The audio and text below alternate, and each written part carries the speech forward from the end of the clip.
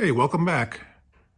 Right after I put the engine in, we put the transmission in, and I immediately jacked it up, and I didn't get a look to see how this thing sit with some weight in it. So now we're gonna take it off the jack stands, put it on the ground, and see if it has a altitude problem. I believe it's going to, because my friend put some new springs in the back to have it sit a little bit lower, and this thing might be popping a wheelie. So we got to see if we got to put some new springs in it.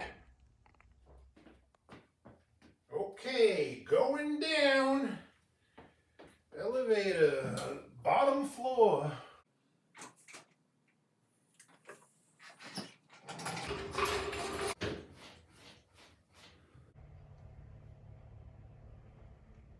Yep, altitude problem. Hey, where did it go? It's over here. Still too high in the front. All right, more problems to overcome. This transmission my friend got from another friend of his came out of a 69 Camaro. It's an M20, and the shifter from a Camaro will not work in a Chevelle. So this bracket needs to come off, remove the transmission mount. He's got a whole brand new shifter and a bunch of other stuff to put on this thing, which leads to the problem to come after that. The exhaust, we're coming up short. So we have new collectors. The other headers in this car were different, had a ball and socket like type flange, and I'll have to adapt something, cut something off, and re-weld that to get this to work. So we'll get the shifter done first and then attack the exhaust. We got the old shifter out. We had to undo the whole transmission mount because it bolts through it to hold it in place. And we got the new bracket bolted on. There's multiple holes in here. The bolt holes in the tranny probably never had bolts in them, so I had to tap them out to get these to go in nice and easy. So we'll tighten these up and get the shifter bolted up. I already had it in really quick. It lines up through the hole nicely. I didn't take a peek above, but we'll have to take a look. It comes up to the console in a good spot. Let's get those tight. We have an explosion of shifter parts, and the brand new handle is getting the axe because we have an adapter that will fit on the original shifter handle. All right, we got it loosely sitting up there. That bolt is easy to get to. That one, I will not be able to tighten it, so I'm gonna have to pull the console out of the car and do that one from up on the top. And there's 3 bolts holding the plate on, and actually you could probably put a 4th one in over there. So if I have a bolt, maybe I'll throw one in there too. All right, the shifter is bolted up, coming through here, and I already see a potential problem. This is way too close. The shifter's in neutral, so it's going to be banging into this. I don't have the bolt tightened down in there yet. Let's do that. I thought it was going to be hard to remove the console. I had to pull all the screws out, but apparently someone already did it for me. So the screws weren't in here. We'll get this out of the way. That thing is pretty heavy. It's all die cast. Wow. So now I can get that bolt tightened up. Actually, yeah, we're pretty close to where we need to be. So I don't know. Might be putting the Hurst shifter rod back on here. I'm not using this because that's going to be giving us a lot of problems back and forth. We'll see what happens first. Let's get this all tight. Okay, the whole shifter is bolted onto the bracket. The shifter mechanism is locked in neutral right now with this plastic pin that they give you. You could use an Allen key if you don't have one, if you're trying to adjust an old shifter. It's got to fit in there snugly so these don't move. So we already have our reverse little arm on here and the linkage hooked up, and we got to hook up the other ones here. And this is where the instructions that Hurst give you can be a little vague. So sometimes you got to do a little figuring things out yourself. Let me explain. They give you great instructions, that show you where everything should go, but they really don't differentiate which one of these goes where. They're very similar. So if you're looking at them, one has a little bit more of an angle than the other one. When these are bolted onto the transmission, they should be bolted on going straight up to each other. And also there's part numbers on them, and if they're in the right way, the part numbers will always be pointing out. There's the number on that one, and there's the number over on that one. They're very similar looking, but you got to figure out which one goes where. And they don't tell you in the directions. Okay, the levers are on. They're pointing straight up. We got most of our rods on. We have one last one to do. All your adjustments are on these little turnbuckles that are going to slide into the shifter. So you twist them back and forth where you need them, put them on, and then put your clip in place to put it in. That's the last one, and then we're all done. We'll go up above and shift it around to see how it is.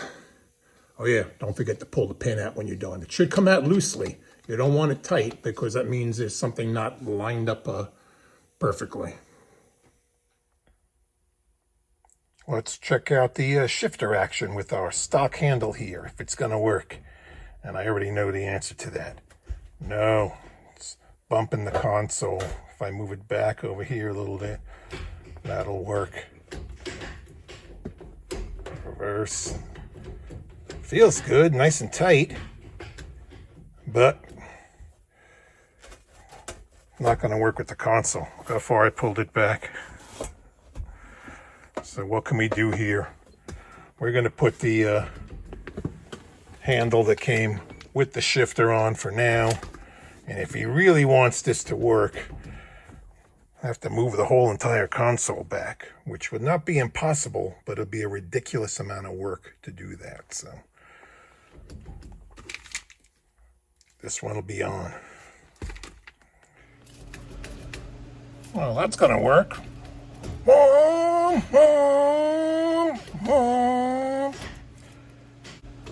That works fine. Oh, I like it. Good shifter action too.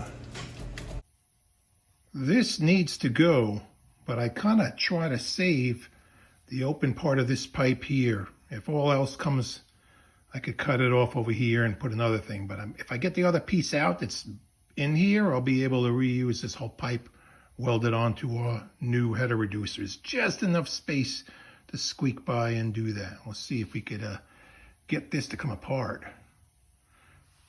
Sawzall gets everything apart.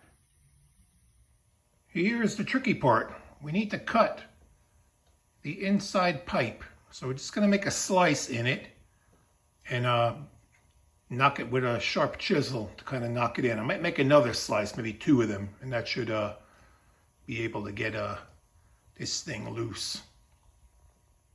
One slice was enough. Bend it back and grab it with a pair of pliers and pull it out.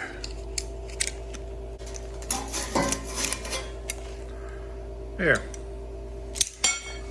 This should fit right on. Perfect. There's not going to be much that slides in, but if it's just enough to get a weld around it, it should work out fine. This was the easy pipe. It's out of the car. Now I got to cut the one that's up underneath there still. This one put up a good fight, but it did not win. Now, look how close we are here. Oh, it's like right there. Should have just enough movement. Oh, so close. We're gonna make this work. You have to loosen up that hanger over there and squeak this forward. If we get it about a 1/4 of an inch up, that should be enough to tack it in and weld it. Let's check the fit with the other collector here. That should be just enough. The left side exhaust did not arrive when the car came here. It was at my friend's house, and he took it out when he was putting a new rear end in the car, or he took it out before he put the rear end in, but he did it on a lift where he could get the car up high enough to fit this back in the car. And unfortunately, I cannot get the car lifted up high enough to put this back in. So someone did a really nice job of welding this together, and I'm going to have to do a really nice job of cutting it apart. So I just want to slice through the outer part of this right here and not cut the inner pipe, and then slip the muffler off the pipe here. If all else fails, I could cut through it and cut through both and put in another adapter on here, but it'll be an extra piece of pipe in here. So we'll try doing it neat and just cutting through this one layer, and then we could grind the old weld back down afterwards. Let's see if it comes out that way.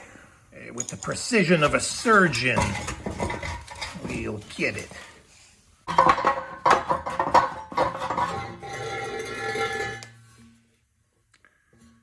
It was a little aggressive in some spots, but that should work. I'll clean this up, and then we'll re-weld it where we want it. The one in the car, the right side one, proved very difficult, and we got a few little cut throughs, so I'm gonna have to weld these up first. Let me clean them up and give them a weld and clean them up again. Use the big grinder to knock down the other welds, so I gotta re-weld that and then grind down some more of the other welds there. Okay, we got our tailpipe and we have our muffler sitting in here now, and all that careful cutting, and this pipe is coming up short.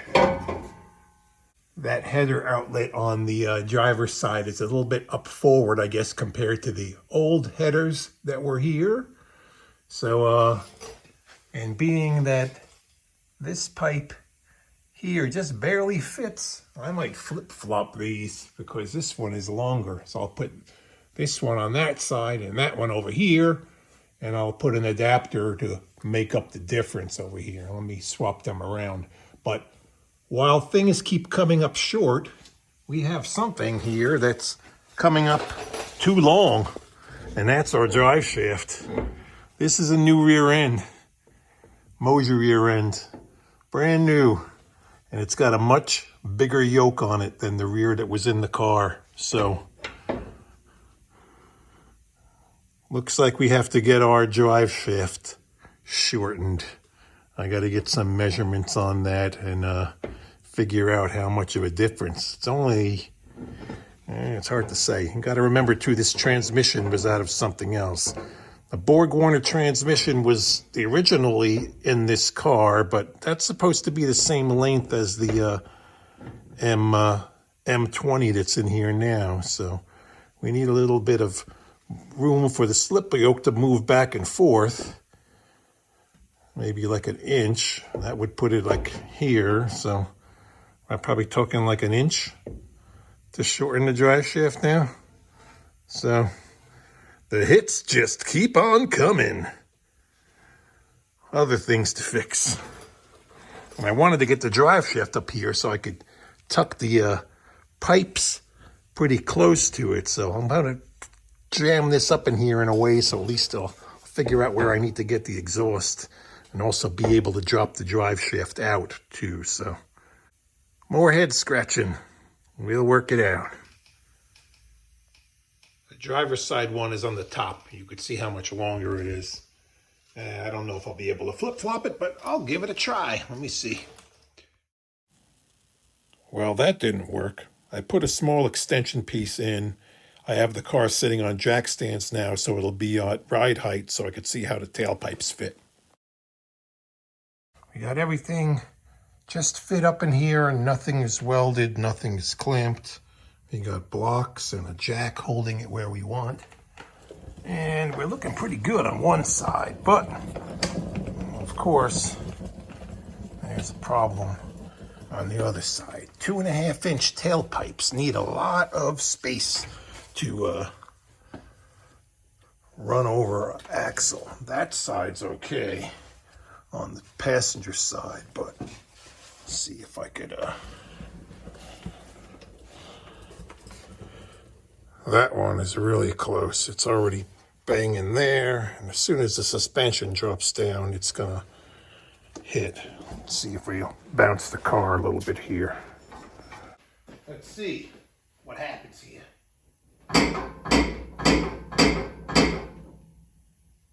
That's no good.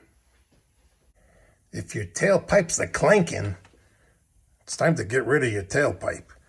Unfortunately, I hate to do it, but I think this thing might just have to get a set of turn downs right here and dump the exhaust right over here. I will talk to my friend.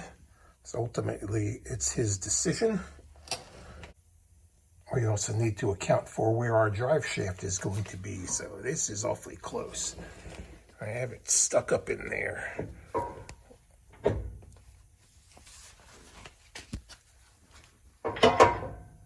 be sitting kind of like that.